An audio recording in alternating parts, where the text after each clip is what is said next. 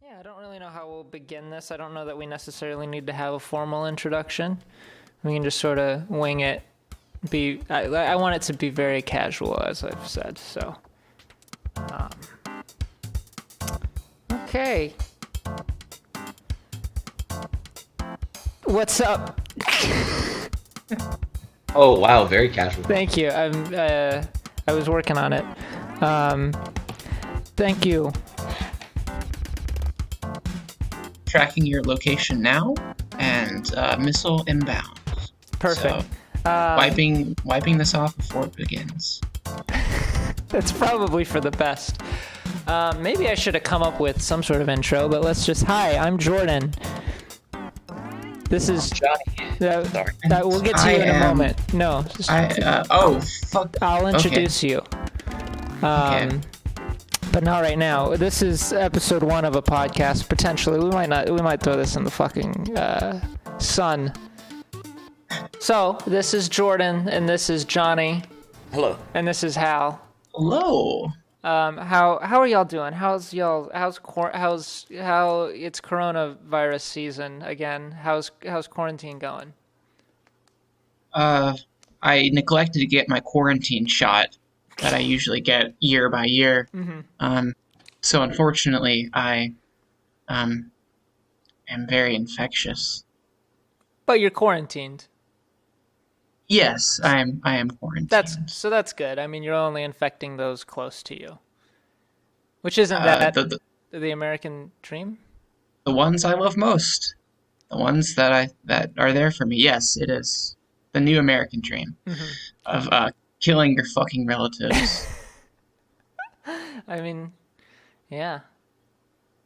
I'll drink to that. How about you, Johnny? How's your quarantine going? Are you staying inside? I still haven't found my keys. So I've unfortunately been spending a lot of time outside. Okay. Both trying the back door and the front door. Neither seem to work. I'm looking to hopefully open a window here in a second, but nothing is certain. I'll keep you guys apprised of my situation. But it's all right contained within your property, yes?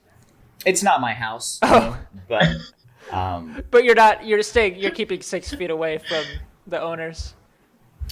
6 feet from the house, not from the owners. Okay. No. That might be why you can't get in. You might want to ease that distance up. Maybe get a little closer. Yeah. No, I'm sorry. This is my house. Oh, okay. I'm sorry. Yeah. Okay. No. Okay. Yeah. Door works fine. Well, what is a house? I need to get these groceries in. Do you have season 1 of House on DVD? Because that might be helpful.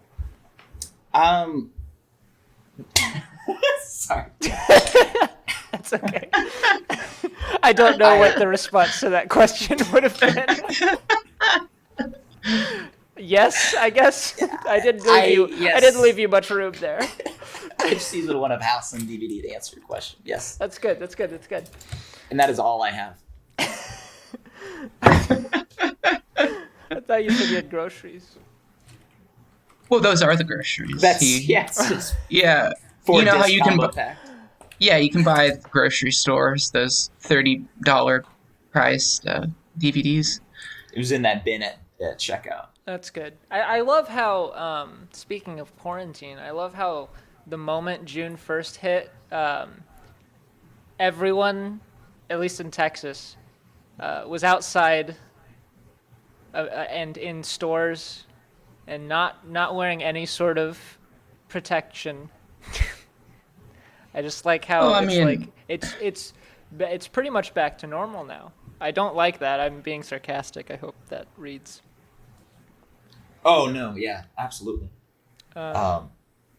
Protection is expensive. I mean, it runs up to $10 to buy a pack of contraceptives at the grocery store when I'm checking out to get my DVDs. So I understand, the reason why they wouldn't have any. That is true. That makes sense. It is, you need protection. I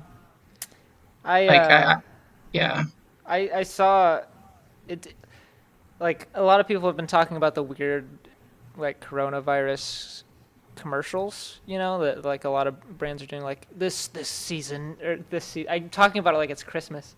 This thing, this is hard for everyone. They've got like the dramatic piano music and like black and white footage, and then it ends with them saying like Denny's or something. We're here for you.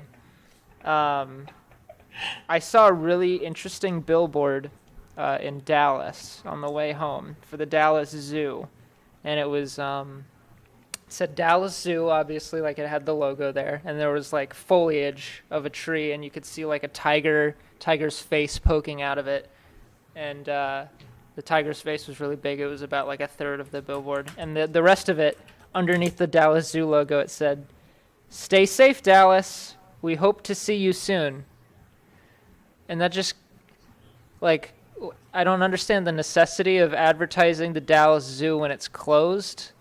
And you're advertising that it's going to be open soon, but it's not open, and you don't know when it's going to be open. You just know that there is a Dallas Zoo, and you can't go to it. And with cats being able to catch coronavirus, it's ironic that they feature the tiger. That's right. There. Also, tigers, one of the least safe animals to have around, from what I understand. Sure. No, absolutely. You guys just because of the coronavirus. The Tiger King Netflix show? I've not. I've heard a lot about it. I feel like I have a very vague idea about it, and I feel like I have opinions on it, but I've not seen it, so I don't know if any of what I know about it is accurate or any of my opinions are valid. Well, I have seen it, and so if you want to run any of those presentiments by me, I can kind of corroborate them for you, or not, and just tell you you're wrong. So from what I understand is Carol Baskins killed her husband? That is kind of the conspiratorial way to look at it, yes. But I feel, allegedly. But what I've also heard, and what I feel like is less frequently said, is that she probably had good reason to kill her husband. Not that there's ever a good reason to kill somebody, but it sounds like it was a pretty bad situation. That's basically all I know about the documentary. Thank you. It's ambiguous. I would say that certainly she had good reason to kill Joe Exotic, the main character of the show. It is Joe. Is it really Joe Exotic that dies? No, he just is incarcerated. That's what I thought. I was confused. And they're both tigers. It's a good thing. It is a good thing that he's in jail, right? Yes. He's a bad boy. He ran. Yes, he's a bad boy, and he ran for governor of Oklahoma, and received, I want to say, somewhere in the ballpark of, and don't fucking quote me on this, please, for the love of God, but somewhere in the realm of 15 to 20% of the votes. So, he did surprisingly well, and this is actually, I was using this podcast exclusively for the opportunity to announce I am running for president in 2020. Wow. So, what party? The Pachinko party. I will be funding my campaign exclusively off of the proceeds that I derive from my Pachinko empire. I like it. Yeah, so please go to, and I'll be posting this in the chat, www.gofundme/Pachinko party to vote for me today. No.com though, right? No.com. Okay. Actually, there's no N signifier, so no.com, no.gov, .org. Mm-hmm. You leave it blank, and please don't. GoFundMe/Pachinko Empire. Yes. But please do not leave your check blank, because otherwise I will murder you. Do you only take check? Yes, I do. That's all I have available. And surprisingly, I do not have the funds available to actually diversify my portfolio. So I can only accept check. Yes. I mean, yeah. Do you have a PO box? What's that? Excuse me. Sorry. No, please continue. I was just going to No, describe what a PO box was. No. I'm sure that's very valuable information. I was just gonna say, Hal, you were talking about building your portfolio, and that's something that I think there have been a lot of opportunities to do during this whole coronavirus pandemic. You're seeing back in March, right? You saw so many companies take these hits on the stock market, and now that they're starting to climb back up, I think there's a lot of opportunities there to build portfolios. I've been spending some time trying to read up on stocks and key investment strategies. A lot of them seem to make it more complicated than it really is. I'm not saying this is like the definitive strategy. I'm not saying this is what you should do.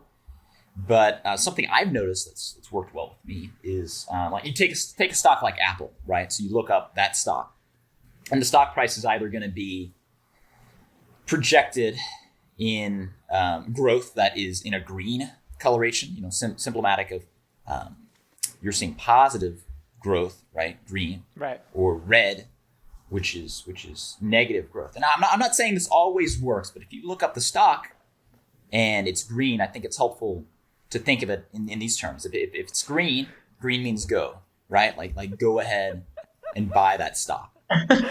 If it's red, red means stop what you're doing and buy that stock. Right? I think, at least for me, I'm not saying this works for everybody, but I've seen absolutely no return whatsoever. But I'm figuring it out. I don't know. I guess what I'm trying to say is I would be more than happy to contribute to your campaign once I start seeing some real returns for my strategy. I appreciate that. Perfecting my technique.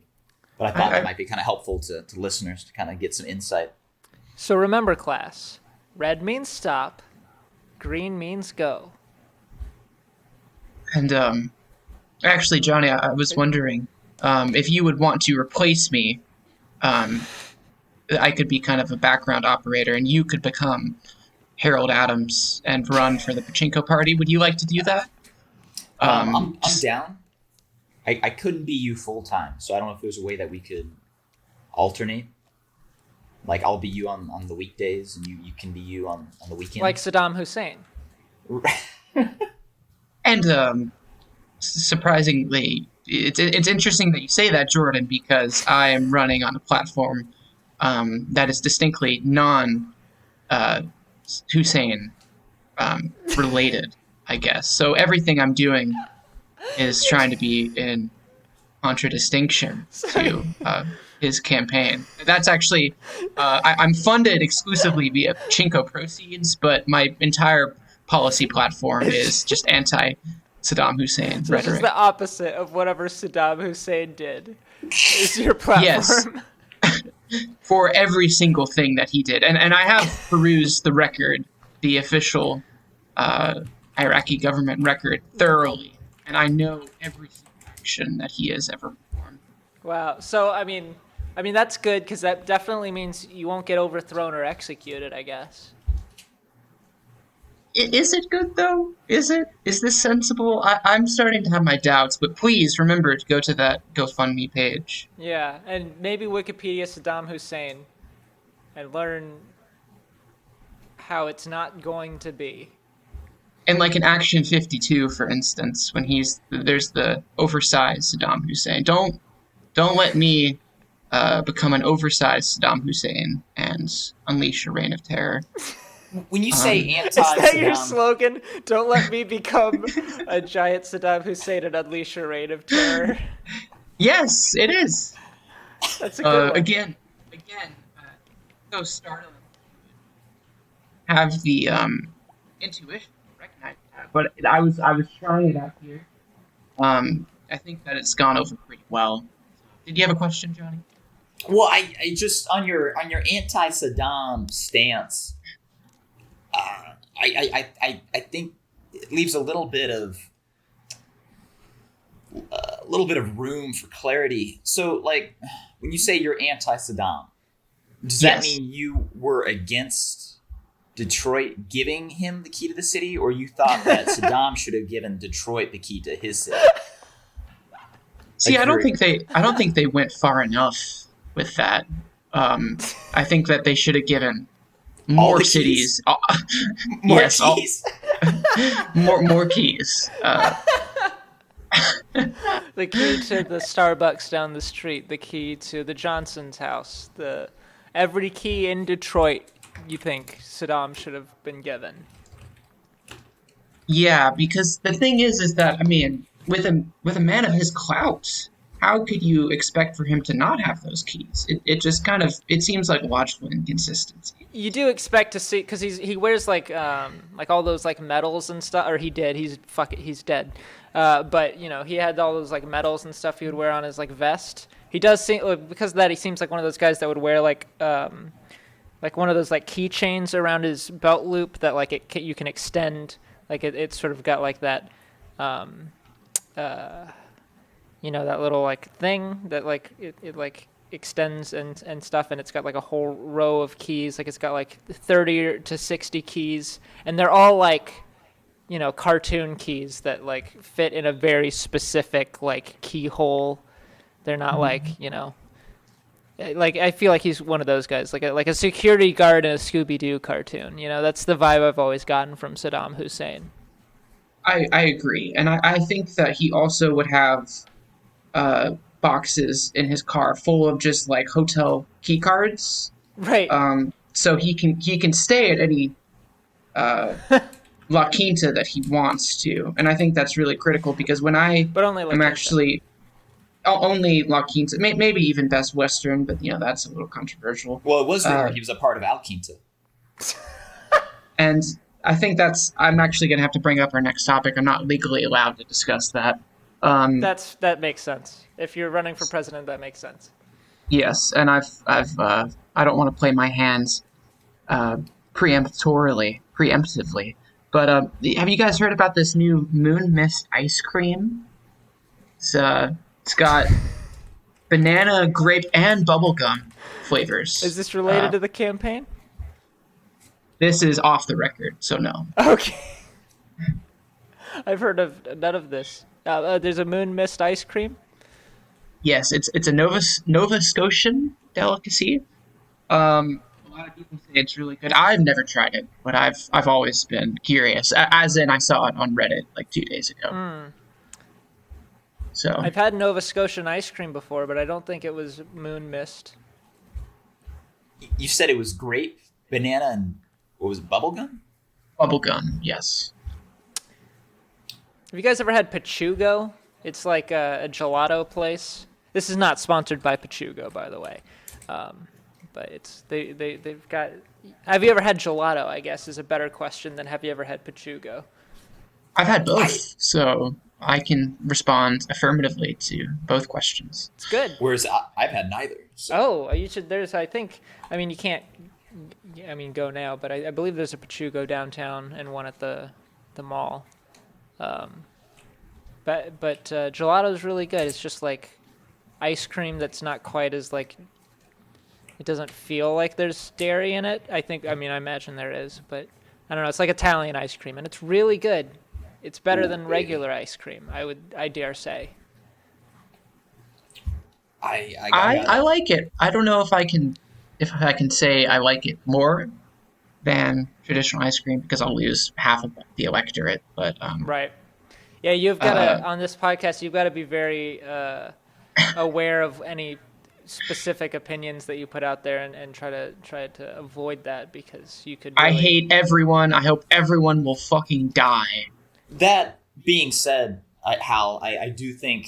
I mean, I think Detroit gave Saddam the key to the city in like 1980. I think the fact that you are in these tough times, I think the fact that you are taking that kind of stance with Saddam and his key cards 40 years after the fact speaks, I think, volume to your character and what you stand for. I just want to say you've got my vote. I think it's a like none of the candidates right now are talking about Saddam Hussein. You would be the only one. Horrible. Yeah, it's isn't it awful? Yeah. I mean, you need to have a misanthropic, just reverse Saddam candidate. And I mean, I fulfill both of those criteria.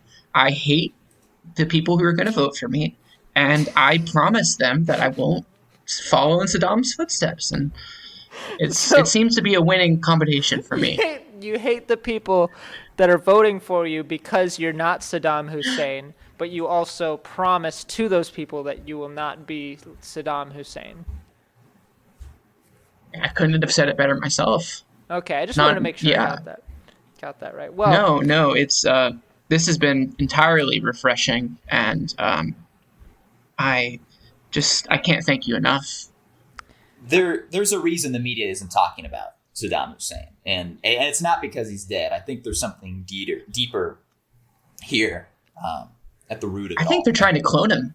I think they're trying to clone him to pull like a Jurassic Park sort of scenario, but it's filled with just giant Saddam Hussein monsters. What would be the What would be the frog DNA here? What would we be crossing Saddam Hussein with in order to make him walk the earth again? Like vampire bats? Okay. All right. Maybe that's what came to mind, but because you said walk, and I always imagined him being more kind of like a flying dinosaur, like a pterodactyl kind of creature. So is he going to be a dinosaur? I think that's what the deep state wants you to believe. Maybe a turkey? The lamestream media. He supported Turkey, opposing the Kurdish independence movement. So maybe, clone him with turkey blood. Yeah, and he always had very pronounced giblets as well. Okay, we need. Let's on that note. Let's take our first break. Thank you. Jesus Christ. Hey everyone, thank you for listening to the Uninteresting Podcast, the very first episode. If you've made it this far, you deserve a medal. But hopefully I just wanted to let you know, I just last week posted a brand new video, and it's subjective episode about the old Cartoon Network, Boomerang. It's all coming back to you. And I'm pretty proud of the video. I think it turned out great. So, we don't have any real sponsors yet, so I'm just going to go ahead and use this opportunity to plug my own stuff. Go back and watch that episode if you haven't, and if you have, watched again, and also subscribe. Because this is a break, I'm perfectly willing to just shill as much as possible, more so than I would in any other company, because, wasn't this made for that? Subscribe to me, post me everywhere, post it on Twitter, and also just send me money for free. Don't just give me free money. I honestly, if I'm plugging stuff, let's just remove all pretenses of ethics. Send me just find all your $100 bills, go into your parents' room, find their rainy day funds, and put them in an envelope. Send it to P.O. Box 1212 in Sacramento, California. Postal code 99999, and address it to Jordan's Pockets. Jordan Wysong's Pockets. I don't know where I'm going with this. Subscribe, please, and watch the video. Okay, back to the show. Bye. And we're back. Welcome back to, I guess, I don't know that I've settled on a name for this yet. Uninteresting Cast, Uninteresting Films Podcast, Uninteresting Podcast. It's one of those. We've had a great time today already. It only took us 5 or so minutes to get to talking about Saddam Hussein, which I think is good. I was worried we wouldn't get there at all in the first episode, but luckily we got to him. I feel like just when the world needed us to, I think. Does that sound reasonable? Yeah. Just when, cloning was on the decline and Saddam was also on the decline. Mm-hmm. I think we managed to connect the dots when they were needed. I'm glad we got to him before the Iranians did, I guess is what I'm trying to say. Absolutely. Absolutely. Let's talk a little bit about what we're doing real quick before we get back to Saddam. So this is the Uninteresting Cast, I guess, or Uninteresting Podcast. We'll figure this out. This is all just happening, We make YouTube videos. I just made a Knights of the Old Republic video. Probably by the time this comes out, I probably just made a Boomerang video, which you should check out if you haven't. But that was me, and these are my friends, Johnny and Hal, and we're going to be making stuff for you, hopefully pretty regularly, and I hope you like it. I guess that's all I had to say. I probably should have said that before we talked about Saddam Hussein, but no, that I think we should have talked about Saddam Hussein first. That way we draw the people in with what they want to hear, and then we, push the plug on them, Right. Yeah, giving them the entertainment so they can then have the ad to watch. Exactly. But let's just jump right back into it. I don't know if y'all have any candy stories. That's a thing. I do know that because we prepared some of this. I recently went into this candy shop. I don't know if you've heard of it. It's called Candy World. Apparently, It's a chain. Because there used to be one in the Stonebriar Mall, and I would go there as a child and get all sorts of jelly beans, all different flavors, primarily like the same 5 flavors. But I would go there all the time, and then it shut down. It's not there anymore. It's like a tea shop now or something. And I recently found out, meaning I think yesterday maybe, that there is a Candy World in a different mall. It's a further drive out. It's like probably a 30-minute drive or something. But we happened to be in the area because we were picking up my new phone, so we saw that there was a Candy World, and we went in there. And we were so excited to get these jelly beans. Like Jelly Belly jelly beans are some of the most amazing tasting jelly beans on the planet. I don't even really care about jelly beans that much, but Jelly Bellies are phenomenal. We fill up these bags, and then we gave them to the guy, and we ended up unintentionally and very guiltily spending $74 on jelly beans. Oh, between myself and my girlfriend, it was about 5.5 pounds of jelly beans that we purchased yesterday. Oh, lordy! Complete, was just like we walked in and we were like, jelly beans. It was like the Candyman segment of Willy Wonka and the Chocolate Factory. We were walking in with like big eyes, and we were just like, oh my God, this place is amazing. We have to come here all the time. This is amazing. Like, I feel like a child I feel like a kid in a candy store. I guess that's a phrase for a reason. And then the moment the man said it's going to be $74, we deflated like a balloon. We were just like, okay. I don't know. That was my candy. Because you can't really put the jelly beans back. Right, exactly. And then we were looking at some of the other packaged candy after we had gotten our jelly beans. We were like holding the bags, and the guy comes over with like a basket to hold them in, and he's like, "Oh, those look kind of heavy. Why don't you take these? It could probably be helpful." And we were like, "Man, this guy is so nice. We should come back here all the time because this guy's so nice and he's got a great candy store." We weren't thinking he was doing that because we were about to drop a bunch of money. And then he was like, as he handed us the receipt and we were leaving, he was like, "Why don't you take a couple candy bars on me?" Oh, it was real nice. Yeah, we got about $2 worth of candy bars for free because we spent $70 on jelly beans. I'm never let me go anywhere that you can spend money again is basically my point. I'm horrible. I'm a horrible person. So the place was pretty much as great as you remember it, it would seem. Better. If not better. Oh, baby. Except for, having to pay for it. Having to pay for it, yeah. Yeah, that childhood nostalgia is gone. I thought I grabbed as many jelly beans as I did when I was a kid, which was still a lot, but like fewer. I was looking at the bag, like I pulled the bag of jelly beans out of like the shopping bag when I got home, and it looked like like a monster. Like I did not realize that I got that many jelly beans. I've been feeling nothing but shame for the past 24 hours as a result of this. You got the jelly beans to help make that pain go away. Yeah, they are great. Like it'll be worth it in the end. And I'm sure these fucking things will last me 3 months, but whatever.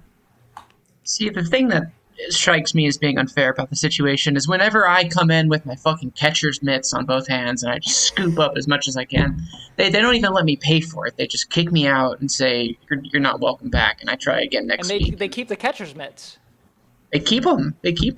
And they hang them up as like memorabilia, but there's nothing to do with baseball. And then I guess what I'm trying to say is I fuck up all these stores whenever I go in, and I'm not welcome back again. So you got to keep finding new ones, and you never really get the candy that you wanted. Like I don't think No. you're gonna. No. So that's why I've been hitting up the gelato stores instead. With the catcher's mitts, I hope. With the catcher's mitts and scooping up the gelato, and it seems I don't know. I don't want to be insensitive, but maybe that's like an Italian thing. Catcher's mitts. Like scooping up, like soupy ice cream with catcher's mitts, or maybe that's that like some kind of of Italian thing. That might be like a Mario thing. Okay. And see, the last thing that we need is more bad publicity, but that's just that's something I deal with, and it's led to some hard times. But I'm sorry that you've been feeling shameful about that, Jordan. That's okay. I did just remember one small detail about the candy world that I don't know if it's an attempt from the manager or the owner to capture that feeling of like early 2000s nostalgia, or if it's just like it's so trapped in that time. But for sale next to the jelly beans was a Superman Returns lunchbox from 2006. Like it had Brandon Routh's face. It was very. You don't really usually see promotional lunchboxes for movies from the early 2000s being sold as new anymore, and I just thought that was interesting. Well, better than Man of Steel, I guess. I suppose. But I do understand strange. that you. Speaking of candy, there's something you had on your mind, Hal. Yeah, so Milk Duds, they're controversial in the candy world. I happen to like them, but I was thinking when I woke up this morning, kind of bleary-eyed, why duds, and why does the name of the food imply failure? Yeah. Because if you're eating it, you're thinking to yourself, "This is a real dud. This candy's fucking sucks." That's how I mean, I don't want to speak for everyone, but me personally, that's kind of how I feel when I do eat Milk Duds. I don't know if you guys like it, but... I mean, maybe you can get conditioned to kind of being self-loathing, and you're thinking, I'm a dud, I'm a real failure, and I love it. Maybe that's who they're trying to capture, the market they're trying to capture. Yeah, maybe kind of, I don't know. I don't want to use any names. I'm going to withhold. Was it going to be like a name of somebody that we know that's like not like famous? No, it was going to be the name of someone famous, so I don't want to get sued for defamation. Okay. Or defecation. Or defecation, in which case, please sue me. A quick Google search shows that Milk Duds were created in 1928. I think that kind of says everything you need to know, because you're looking at being in the middle of the Great Depression. Okay. Right? And Milk Duds taste like a chocolate candy that was created during chocolate shortages, to me at least. I'm not a fan. Or they just taste like Great Depression. They taste like they were made in 1928 and were just now released to the public. Because in the Great Depression, no one had enough money to buy them, so they've just been sitting on shelves for decades and decades. It's kind of but like... I'm biased because I don't really like caramel Caramel candy. Is there caramel in Milk Duds? I think so. I can't even like imagine what they taste like. I can barely imagine what they look like. I know what the box looks like, but I can barely imagine what the candy looks like. I've had them before though. Just brown. Just brown. To like There's they're vaguely like spherical. There's Right? no musculature at all. But don't they There's- sort of they're almost like bullet shaped, aren't they? They're like dots, but They're chocolate. like little duds. Okay. That's the name of the shape. They're duds. They're duds. Yeah, I've never encountered anybody who has that even remotely being their like favorite candy. So I'm not sure who's buying them or who enjoys them. And why milk duds? Why not chocolate duds? They don't taste like milk. Are they meant to Milk- complement milk? Chocolate? Milk chocolate? Maybe. But then wouldn't milk chocolate duds be better? You want to capture something in the name that makes it sound good, and milk doesn't sound appealing as a candy. Dud certainly doesn't. I mean, when you have to pasteurize the candy yourself. I think that says it all. I think so. Yeah. But I don't know what you would call them instead, though. I mean, that's a good point. The name inherently kind of sets it up for failure, you would think, as a business model. But I don't know what you would call it instead. I mean, I feel like they don't taste the same and they don't look the same, but they give you the same vibe as Whoppers, those candies, the malted milk balls. I don't think they're great. Those I think are- they're better than Milk Duds, yeah. but they're similar. Like it's instead of yellow, it's like an off yellow package, and they've similarly got like a pile of the candy on the package as well, on the branding.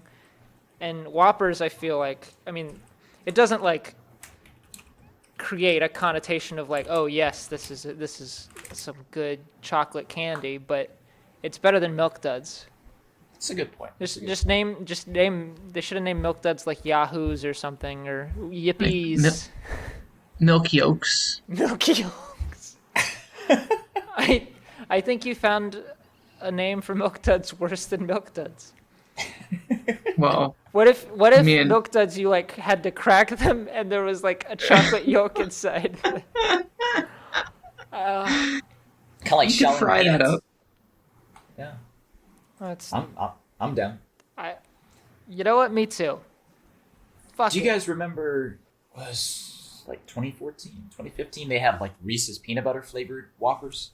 No.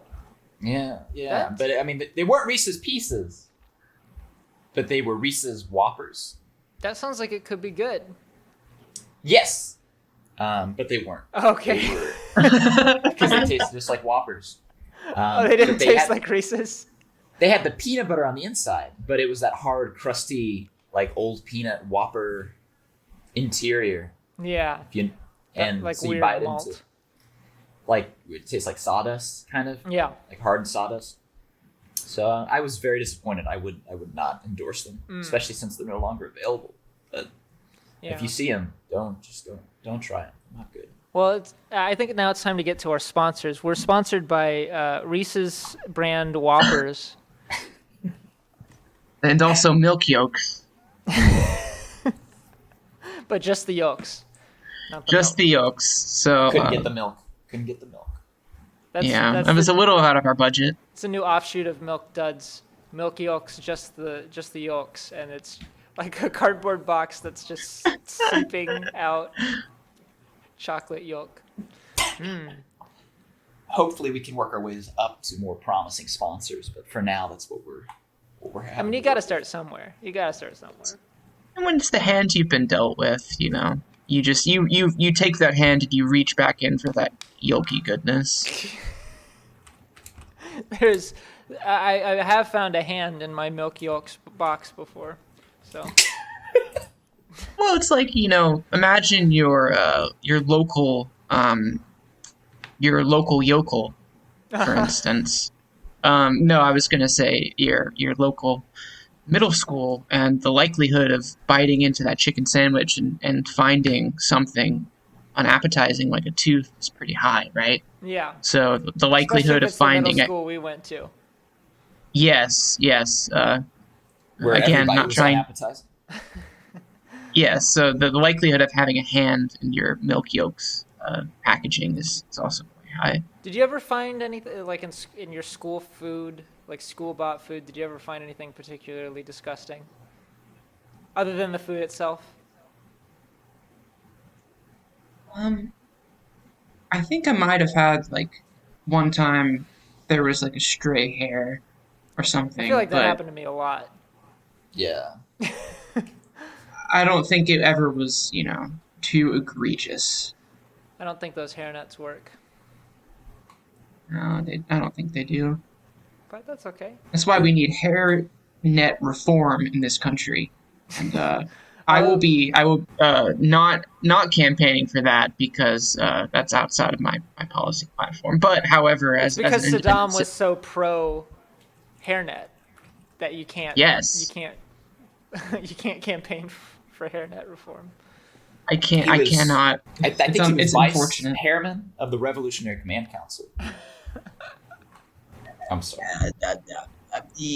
Let's move on to our very special segment, which we will be doing as frequently as we can. Would you like to introduce it, Jordan? Yes, your segment or a different I- segment altogether? Or are we just I don't like to call it my segment, but I would love to spend approximately 16 minutes talking about this subject. the okay? The state of the yeah, manor. yeah. Yes. Okay. Um, Ladies and so- gentlemen. Oh, okay. Are you? I was gonna lead you in. No. You can MC. You Okay. can, Okay. Yeah. Ladies and gentlemen, welcome to the new segment on the Uninteresting Podcast, starring our very own Hal Adams. It is the State of the Manor update this week on the Manor. Okay. So, I guess just to give you some context into theology,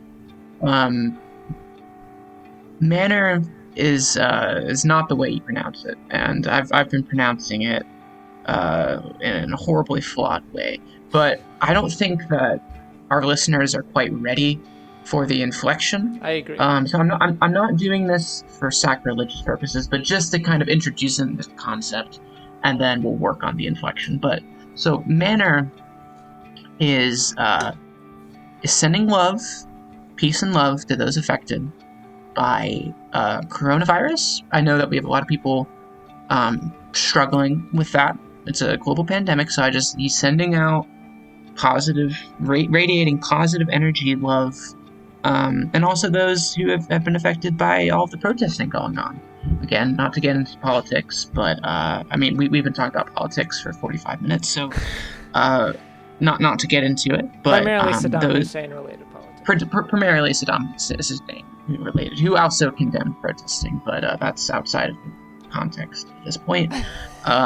Sending peace and love to those affected by brutality of any kind, and also those affected by irritable bowel syndrome.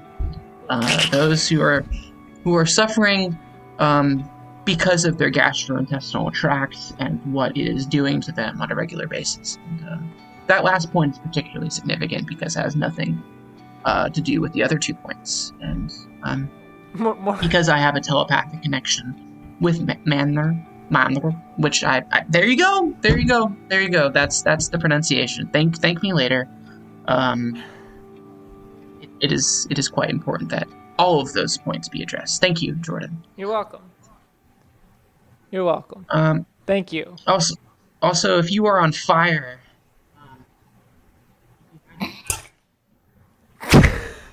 pool. This is purely hypothetical. If you had to jump into a teacher's pool, who would you feel most comfortable? If we had to jump into a teacher's pool, if we were on fire, If you are on fire, yes. a teacher that we've had in the past.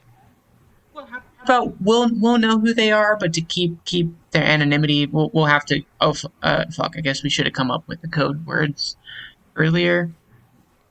We could always censor it. This isn't live, after all. We could do it live. So fucking thing sucks.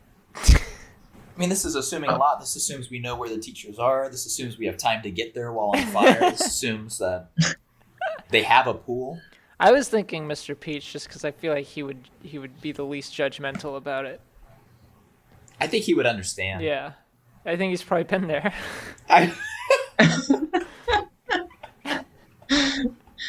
See, I was also thinking, even though you never had Jordan,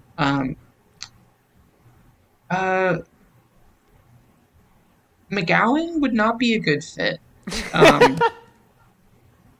I really don't think if you were on fire and you had to jump into his pool, I don't think he would let you. I don't think he would. He'd say, find your own pool to jump into. Make your own pool, you damn Canadian. Right. And that was something I'm glad that we had addressed. I probably would also go with Mr. Peach as well. All right. Well, on that note, on the fire and Manor notes, should I say Manor or should I say Manor?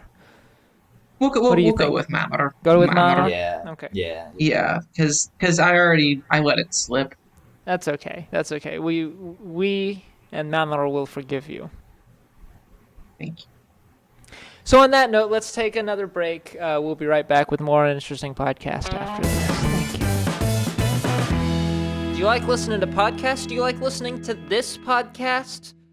Well, guess what? We're not only on YouTube, silly. If you like listening to podcasts, check any of your podcast providers and services. Apple Podcasts, Spotify, Google Podcasts. We're on there, buddy. I betcha. I mean, we're on most of the major ones anyway. And hey, if there's one that we're not on that you wish we were on, please let us know. We'll do our best to get added. We're trying to add more providers every day, expand our reach. And why don't you listen to us on Spotify or Apple? It might be a little more convenient. If not, keep listening to us here on YouTube. I'm sure staring at this blank video, maybe there's something moving on the screen. I don't know. I haven't edited it yet, so I don't know what's going on yet. This is a whole new experience.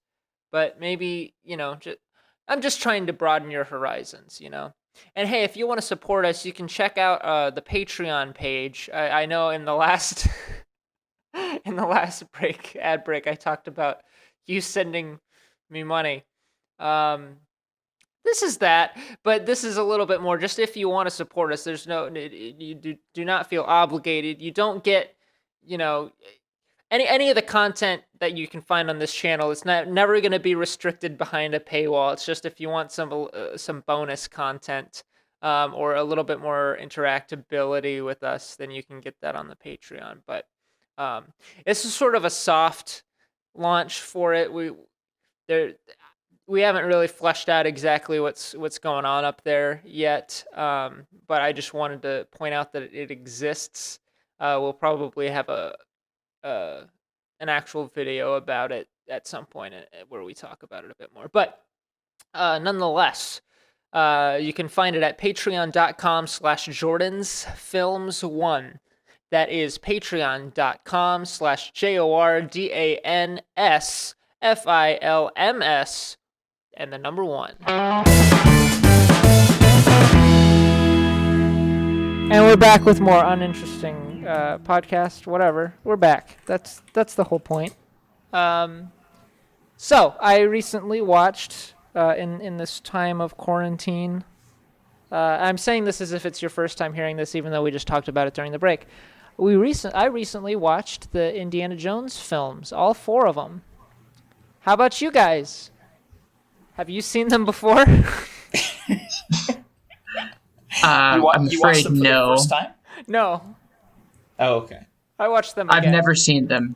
I've never seen any of them. In the break, I said I had rewatched 3 of the 4. I've never seen any of them. Oh. What do you think they're about, Hound? I think they're about a little green leprechaun man who waltzes into highly sacred anthropological sites, and he pulls out his figurative pot of gold and he actually adds to the value of the site. So he's not actually excavating. He's not conducting any research. He's actually just kind of making these places more rarefied, if you will. So that's what I think it's about. It's a little leprechaun man. That's kind of who accurate. he scatters his gold throughout these highly mythical sites. I would love to see this movie. Just to be clear, I would not. Harrison Ford's the leprechaun? I mean, he's shriveled and small, so as a result of skeletal degradation from age. So yes. Okay. I just want to make sure that we got that part right. Okay. Right. I actually have seen. I recently saw Raiders, Temple of Doom, and Last Crusade over the quarantine as well. So all of that speculation was completely fraudulent. And Johnny, you've seen the films before. Yes, sir. But not recently? Was this the first time? Not recently. No, not recently. Probably been a good couple of years. But, was this the first time you guys had seen them in a while? Yes. Probably the first time I'd seen them in a few years. Although I'd seen Raiders fairly recently, like when Cinemark would do their like classic movie showing. So I saw it a couple years ago in the theater. Oh man, that's awesome. Yeah, and then but other than that, not really. Not since I was a kid. But I have all these, or I had all these preconceived notions about how I would feel about all of them in my head. And some of them turned out to be pretty much true, but some of them turned out not to be so true, How about you, What Hal? about you, Hal? I had not seen these films probably since high school, so maybe not like a super long period of time, but definitely a good 5 or 6 years, maybe. Were they movies that you had seen a lot of before, or was it like you'd seen them a couple times before? No, I really enjoyed them as a kid, as a child. Mm-hmm. So they are very near and dear to me, much in the same way that I think about the Star Wars films, for instance. Yeah, maybe not to that extent. That was a big motivating factor for me. I'm always in the mood to watch Star Wars, but I haven't really wanted to watch Star Wars lately because of Rise of Skywalker bumming me out a lot. And I really wanted to get some Star Wars feelings. So I was like, well, I guess Indiana Jones is like the closest thing to that. Were the films able to come through for you in that regard, more or less? Yeah, absolutely. I think Raiders is probably one of the finest motion pictures out there. That's probably one of my favorite movies. I love them all. I love all four of them, honestly. But Raiders is like a masterpiece of a movie, in my opinion. Yeah. I really enjoyed all three of them. The three that I saw. I think I can agree that maybe my favorite watch through this time is Raiders. Gosh, they all bring something new to the table. I think that Temple of Doom is maybe criticized a little too harshly, although I think it does drag, and I think my main complaint would be the pacing, especially the latter half of the film. And then I love Sean Connery, so I gotta give credit to my dementia because I can't remember the name of the third film. Last Crusade. Yes. Yeah. Yes, Sean Connery was great in The Last Crusade. Temple of Doom, I was always like, I remember being like boring when I was a kid and it was dark and stuff. So I don't know, I just had all these like blah, Temple of Doom, blah. And I rewatched it and I think it's kind of bad, but like it's one of the best bad movies. Like Steven Spielberg is such a good director. Like all of the action beats, all of the suspense beats in that movie are all maybe better than the ones in Raiders. It's just Raiders as a movie structurally is better than Temple of Doom, but like Temple of Doom, like visually, some of the best looking shots in any Indiana Jones movie, some of the best shot action, some of the best, most spectacular special effects. Like Temple of Doom is what like really entertaining. Like I really loved it. I was surprised. The story is not great, but you know, like damn, it's like Spielberg is a genius. I always liked the component of Doom that isn't present in any of the other ones, where Indy is actually able to walk away having helped people. You know what I mean? Like he ends up helping that whole, kind of that whole society, you know, with bringing the children back to them. So there's a more, I don't want to say human element, but I like how in a way you can make this case for all of them, I suppose, but there is an impact made by Indy that extends past just the search for the MacGuffin. It's almost like a superhero movie in that sense. Yeah, that's in a sense. I feel like it kind of, I don't know, it captures aspects of the old serials in a way that I don't think any of the other ones do. Yeah, for better and worse in that one. For better and worse, yeah, tonally and yeah. Was it jarring for you, Jordan, going through rewatching all the films? Was it jarring for you to have Crystal Skull not start with some sort of quest for a lesser MacGuffin? How it just kind of immediately just starts into the story? No, I know that the warehouse scene and everything, you know, ties in later, and like they're finding the alien body or whatever that they use later in the movie, but because of there's sort of a detour almost back into normalcy after that sequence, after the whole like fridge stuff, where, you know, Indy goes back to the whatever fucking school he teaches at, and he's, you know, teaching as he does, and then he, you know, meets Mutt, and then sort of the adventure finds them again. It sort of still feels like it's its own separate thing at the beginning, even though it does come back later, which I think works, but it feels separate enough that it doesn't feel jarring to me. Okay. I like that take on it. Which film do you think you enjoyed the most? How? Of the three? Maybe Crusade? How? Probably Raiders. Just I feel like it's the most cohesive of them.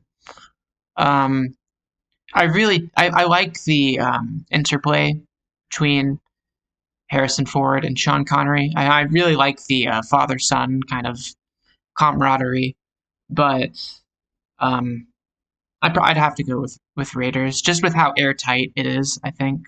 I Okay. like, hard to argue with that. I like Last Crusade a lot, and I mean, we talked about this recently, Johnny, but the ending is really solid, like some of the best stuff in the series. I feel like I was really excited for Last Crusade because that was my favorite when I was a kid, and it still has a lot of really, like, some of my favorite indie moments in it. But I feel like it meanders a bit more than I remembered it. I remember it being like really like paced almost perfectly from when I was a kid, and it feels like it meanders some, and a little. It feels very like nerfed relative to the first two movies. Like it feels a little bit more like a kids movie. I definitely get that. Yeah, because I assume because of the Temple of Doom rating stuff, like. And this is the one with Hitler in it too. I know. So it's weird that. Yeah, it's true. But like, and probably some of the most overt Nazi imagery of all of the movies. But the way like most childish. Feels, the most childish I've ever seen Hitler. I'm sorry, just like you can continue. But yeah, no, I mean, like, aside from those elements, like stylistically, I don't know, it felt very. Like they like toned down, except the sex. There was more sex in that one than the previous two. But the violence was very like Not that it doesn't bother me that it's not as violent as the other three movies, but it feels like it's just weird watching it in sequence because it's so much more soft. I don't know. And it definitely feels like a conscious choice. Yeah. Too. Probably the same kind of conscious choice that Spielberg changing the guns in E.T. to walkie-talkies was when he did the special edition. But, I mean, it doesn't... I mean, the action is still great in that movie. I mean, and also what John Rhys Davies' character, the Indy's boss at the university, being sort of like this weird Jar Jar Binks type figure in The Last Crusade is a little weird. I mean, I enjoyed most of it. It's just it feels different in a way. I wasn't John Rhys Davies, Sala, right? What's that? John Rhys Davies, Sala, right? Oh, sorry. No, I don't know. Mufasa, actually. What's Marcus? I forget his name. Yeah, Marcus. Adrian Brody. Marcus Brody, yeah. That's it. Marcus Brody being Jar Jar Binks a little bit. Very strange choice. Yeah, especially because there's no hint of him behaving that way in Raiders. It doesn't bother me, but it's just like, it was just weird. Hard 8 years or so. Well, actually, no, that's not true, is it? It's just a couple years after Raiders. Yeah. Sorry. That's... Oh, man. Stress like a job got some. That's crazy.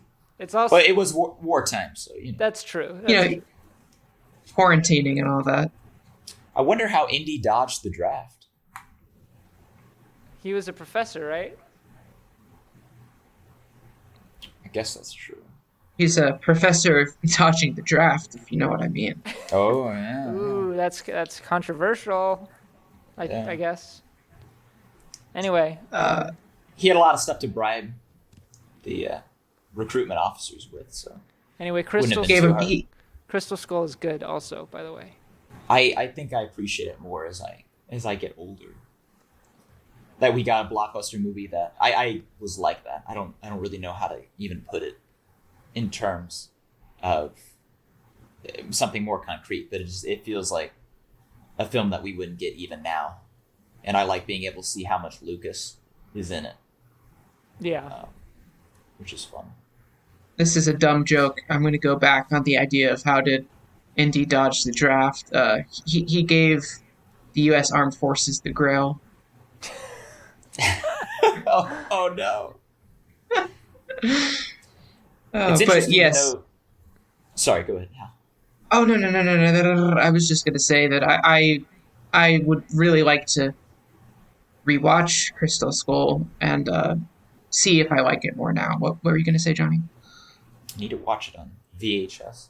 No, I was just going to say it's interesting how Spielberg made the choice to get rid of the guns in E.T., given that he also made the choice to remove Indy's gun from Crystal Skull down the road. Oh, did he? No, but I mean, he doesn't fire the gun or anything. Oh. So might as well not be in the movie. Huh. Interesting. Not that that's intrinsic to who he is as his character. No, it's weird, though, because I feel like the action in that movie is a little more... I mean, it's still toned down, but it's a little closer to the first two movies than the third movie was, I feel like. It's a little more gritty, I guess. I don't know. Not that that's important, but, I don't know. It just feels more in line with the action in the first two movies than the third movie does. I don't know. It's definitely punchier. Yeah. I think it's more physical than Crusade. Yeah. But I believe right now it is time for the Gunsmoke episode of the week, presented by Monster Energy. The Uninteresting Podcast Gunsmoke episode of the week, presented by Monster Energy. Thank you, Monster Energy. Which we are not sponsored by the way. Right, no, it's just the name of the segment. We have no affiliation with Monster Energy at all. But it's important that we do say that it presented by Monster Energy because that's the name of the segment. But if you would like to sponsor us, certainly we would not be opposed. I would be. Okay, well, we would be opposed, so fuck off, Monster Energy. I'm sorry. No, you're good. You're good. All right, so Gunsmoke episode of the week. For those of you who have been following me over on the GunsmokeGang.com forum boards, you already kind of know what this week's episode of discussion is, Oh, yeah. and that is of Season 17, Episode 14, Gold Train, The Bullet, Part 3. This episode, of course, comes courtesy of our old good pal, writer Jim Brines, who I hope comes as a familiar name Hell yeah. to most of you, having written the TV movie Kenny Rogers as the Gambler. The adventure continues in the now critically acclaimed Season 15 Gunsmoke episode, I gunsmoked for 37 years and now I have severe bronchial alveolar carcinoma. Hopefully you're all kind of already aware of what's happening in the show at this point. We're 17 seasons in, but I'll quickly set the stagecoach for you guys. Oh no. I'm afraid. Okay, right. So if you'll remember from last week's Season 17, Episode 13, episode Gold Train, The Bullet, Part 2, right? Our hero, Matt Gunsmoke Dillon, has been shot with the bullet resting somewhere along his spine. Now, as alarming as that fact may be, longtime viewers of the show know not to worry because Matt Dillon is certainly no stranger to being shot at, right? Having been shot recently in the Season 16 episode Snow Train Part 2, Season 16 episode The Noose, and before that, Season 15 episode Matt Dillon has been shot, just to name a few. This is actually the 40th episode where we see Matt Dillon get shot. A little fun fact there. James Arness, who of course plays Matt Dillon, would actually go on to see himself shot a whopping 45 times, both on and off the set. So we find Dillon, right, with this critical spinal injury, an injury we saw him receive at the hands of the notorious criminal Jack Sinclair, who we saw briefly in Season 14 and was alluded to in Season 12, Episode 2. Jack Sinclair gave it to Dillon, right? This is all summary, so I'm just trying to get us caught up to speed here. Jack Sinclair gave it to Dillon when he was riding through with his gang to try and rob from the town of Gunsmoke. Dillon, of course, was able to fend them off, as he usually does, but at this time it was at the cost of taking the bullet and, due to the bullet being lodged in his spine, Matt Dillon is now paralyzed from the waist down. Doctor, right, feels unable to operate, given that he has only been on the show for 15 years and still has no real medical experience. So you're left with this beautiful bit of conflict, right? Because if you operate on Matt, you know for a fact he'll live. If we don't operate. But if we do operate on him, he may live, but there's always that risk that the surgery might not go to your liking. And you don't know it's going to be a successful surgery. So this decision looms in the face of Jack Sinclair's inevitable return, right? This is part 3 of a 3-part arc. He's going to be coming back. So Matt was able to fight them off once, but with him injured and vulnerable, it stands a chance he wouldn't be able to fend them off on another account. So it's this beautiful, damned if you do, damned if you don't writing, which I think is very characteristic of Jim Bryan. He loves those sorts of kind of twisted conflicts in his stories. Anyways, sorry, caught up to speed now.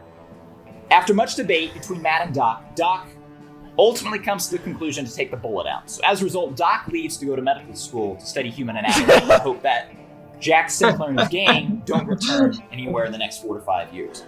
The unfortunate reality is that he does. In fact, as we see Doc step onto the train to leave, we see Jack Sinclair and his gang step off, ready to duke it out once more with the now injured Dillon. They find Dillon outside the vault room of the Gunsmoke Bank, with his back to them, slouched down in a chair. I feel we've discussed so many great scenes from the show over on the forums, had some great discussions. I think this is my favorite scene from the entire series. And I realize that's a large statement. We're talking 20 seasons here, but I think this is my favorite scene, right? So you've got Jack Sinclair and his gang approaching Dillon. Dillon's in the chair, his back to Jack. What we, the audience, and Jack don't know is that Dillon is prepared for this, right? As he always is. Jack says, "Dillon, you're standing between me and my money." And Dillon says, "I believe I do." Bam! What we don't know is that Dillon, the whole time, had the gun pointed into his abdomen, fires, the bullet goes through his abdomen, dislodges the bullet that is paralyzing him. Both bullets come out, ricochet off the walls and the vault, hitting Jack Sinclair square in the face. Dylan stands up, now able to walk, stares Jack Sinclair's remaining gang members in the eye, and they all leave. And it's that beautiful, symbolic imagery. It's about of family. Matt Dillon. It's about family. And Matt Dillon solving a violent problem with violence is so emblematic of his character and the American way. Of course. And I think every time I watch it, I get a little bit emotional thinking about it. So, anyways, that's our episode of the week there. I hope you guys enjoyed watching it as much as I did. God, it's a good show. We need shows like this again. I think it's unfortunate that they were unable to get word to Doc and that he doesn't come back into the show for another 5 years. Word document. For another 5 years after the show has ended. After the show's ended, but medical school takes a while. There's a spinoff, Gunsmoke. Anyways, School. that's Gunsmoke episode of the week, brought to you by Monster. Thank you, Monster Energy. Yeah, so Which we have no affiliation with. Of course not, but I do want to thank them. They've gotten us through some tough times. They sure have.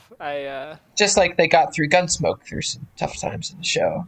Yes, as Monster Energy was prominently featured in every episode of Gunsmoke, so will Monster Energy be prominently featured in every episode of the Uninteresting Podcast. Of course, we all know that classic scene where we have Matt Dillon doing target practice, knocking Monster Energy drink cans off the wooden target. fence. Yeah, The top of the Beautiful. Target Superstore. That's how you do product placement. Yes. When Matt Dillon makes his own Monster Energy catheter as well. Now, we're not there yet, Hal. We're not there. Yeah, that's not until season 19. Fuck. Gotta be careful. That's a nice little hint to viewers that they have that waiting for them. Yes. I'll leave it in your capable hands. I'll leave it in your capable catheter. And that's a wrap. If you're lucky. Okay, I guess that's a wrap. Thank you, everyone, for listening to the Uninteresting Podcast, Episode 1. We'll be doing more of these, hopefully. I don't know. I mean, hopefully you liked it. We talked about Saddam, we talked about Gunsmoke, and we talked about Milk Dud. So I feel like it was a successful first go. I don't know about you guys, Johnny, Hal. I don't know. It was certainly no Milk Dud. Excuse me? Sorry, I'm on the phone with my boss. Oh, okay. So yeah, I think it was great. I think so too. I think definitely next week though, or next time. I don't know. Fuck. Next time we'll have to talk more about Saddam, more about Milk Duds, more about Gunsmoke. Definitely more Manor. We've got to get our CC Mono Chi levels up, but I don't want to get too ahead of myself. I don't want to get. Yeah. That's for next time. I think that we've said enough about the aforementioned catheter question. The CQ. Yeah, the CQ podcast. Yeah. Okay. Well, thanks for listening. Thanks. Thanks. Welcome to the show.